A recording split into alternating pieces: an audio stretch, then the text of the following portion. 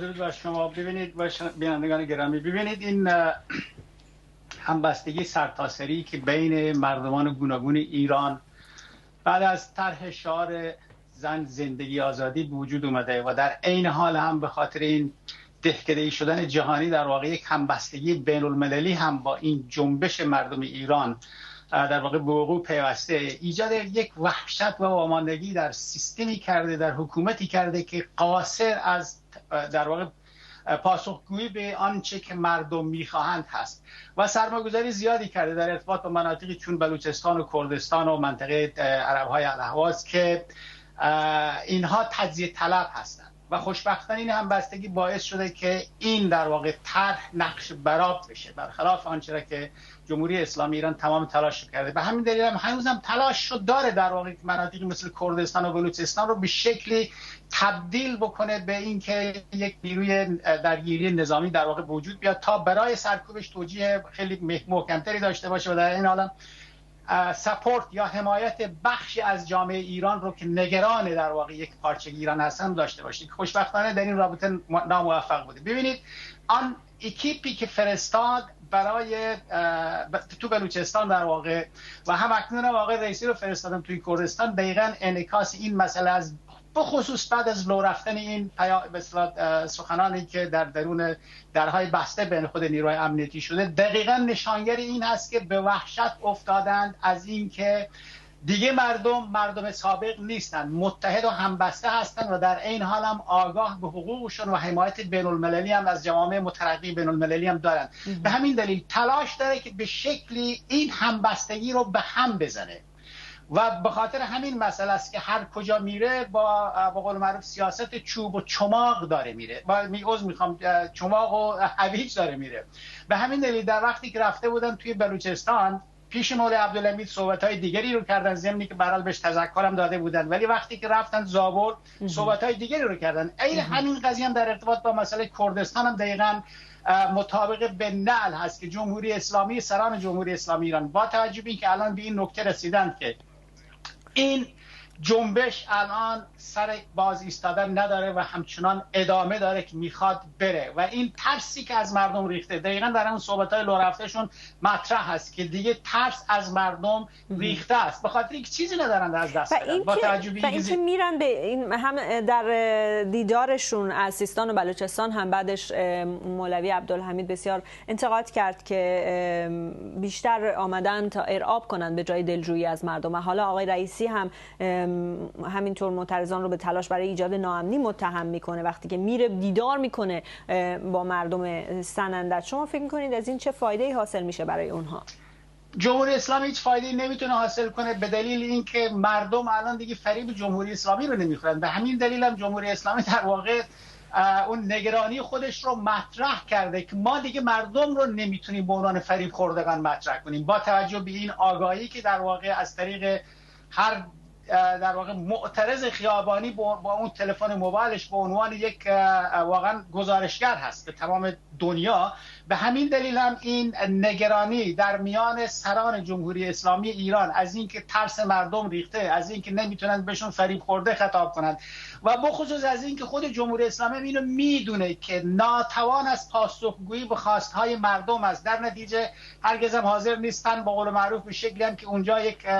تلاش هم هست که وادار به رفراندومش بکنن که حتی حاضر هم نیست رفراندوم هم بکنه. به همین دلیل میخواد از نیروی سرکوب و از ایجاد تفرقه در میان مردم. فراموش نکنیم یه نکته‌ای که واقعا علاقه‌مند هستم اینو اینجا مطرح کنم اینه که جمهوری اسلامی ایران در بلوچستان، در کردستان و در مناطق عرب نشین تلاش داره که نیروهای سرکوبگر خودش رو با لباس و پوشاک بومی در واقع ملبس بکنه و در میان مردم بفرسته که هم در عین حال در واقع به شکلی نفوذ در میان مردم بکنن که بخوان هر کاری بخوان انجام بدن به نام همون مردم تموم بشه و در عین حال جمهوری اسلامی تلاش داره که در واقع همین ناامنی که میخواد مطرح بکنه از این کانال این ناامنی رو در واقع به شکلی به معرض نمایش بگذاره از طریق سرکوب همون نیروهایی که با لباسای بومیشون هستن. شما هم خبر دارید که بعد در ارتباط با همین سخنانی که من الان از جناب ژیارگل شنیدم، نیروی به قول معروف اون سرکوبی که الان به عنوان نیروهای مسلمان کرد یا جاش دارن، این همین مسئله رو در ارتباط با بلوچستان هم دارن که خوشبختانه بسیاری از مردم بلوچ به عنوان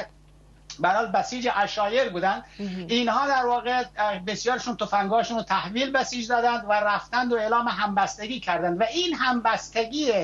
عمومی در میان مردم بر علیه سیاست‌هایی که جمهوری اسلامی ایران در ظرف این 43 سال که واقعا عقب مانده ترین انسان روی توی خاک ایران رو الان به این آگاهی رسونده که این جمهوری اسلامی در واقع فقط برای ویرانی ایران اومده، نه برای اینکه بخواد زندگی مردمان رو تأمین بکنه. و خوشبختانه این شعار زن زندگی آزادی که چیزی جز واقعا زندگی کردن مردم میخوان و چیزی جز برابری مردم نمیخوان و چیزی جز آزادی نمیخوان، جمهوری اسلامی رو در واقع به یک نقطه و یک لبه پرتگاهی رسونده که نمیتونه مردم رو قانع بکنه با توجه به این سابقه 43 ساله‌ای که در این رابطه داره و نه دیگه مردم اون مردم هستن که حتی این ریزش در میان خود نیروهای سرکوبگرش به جایی رسیده که مجبور هست از مزدوران خودش، زینبیون و فاطمیون افغانستان و پاکستان و از هشت شعبی عراق و برای حزب الله لبنان استفاده بکنه. آقای بندویی، همین به مسئله نیروهای ملبس به مردم محلی سیستان و بلوچستان و این مناطق اشاره کردید. اینها میشه بیشتر بگید که آیا از مناطق دیگه میان و مردم چطور اونها رو شناسایی میکنند؟ اینا بله از مناطق دیگه میان و بخصوص خاطرتون باشه که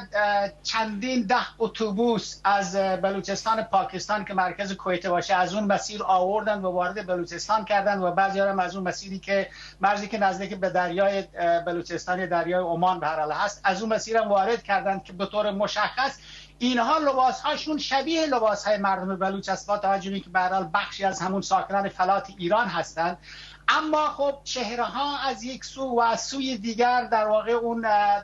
لهجه‌ای که بخوان صحبت بکنن، زبانی که بخوان صحبت بکنن، این بسیار در واقع مشخص است. بنابراین برای شناسایی اینها کافی است که مردم بلوچ یا مردم به هر حال کرد یا مردم عرب دقیقاً دقت کنند به اون لهجه‌ای که اینا میخوان، وادارشون کنند. به کسی مشکوک میشن وادارشون کنند به صحبت کردن به زبان منطقه خودشون، به زبان بومی خودشون. حالا بگذاریم از این که به هر حال هستند یک نیروهای بومی هم هستند که میتونن به هر حال با اون زبان صحبت بکنند، همراهشون هم باشند، مترجمشون هم باشند، ولی مردم منطقه به خوبی میشناسند اون بخش از نیروهای به اصطلاح بومی که با رژیم همکاری میکنند و این از نقطه ضعفی که در واقع اینها دارند.